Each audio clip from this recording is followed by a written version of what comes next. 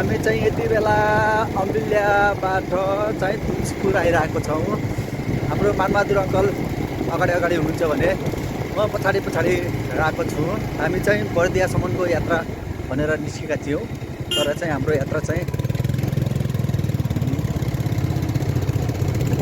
चाहिँ बर्दियासम्म नभएर नजिकै हाम्रो दाङ जिल्लै लमै नगरपालिका वडा नम्बर 9 अमिलियाबाट फर्किरहेको छौँ हामी। हाम्रो चाहिँ यात्रा यस्तो रमाइलो भइरहेको छ। लगभग यो दसैँ र तिहारको बिचमा चाहिँ टाढा घुम्न जान नपाए पनि मानबहादुर अङ्कलसँग चाहिँ घुम्न पाउँदा समयलाई एकदम सदुपयोग भएको छ। यो समयसँगै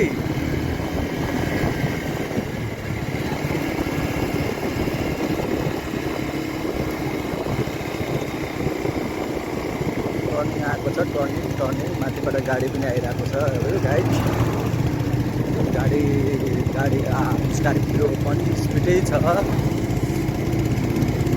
ल हजुर,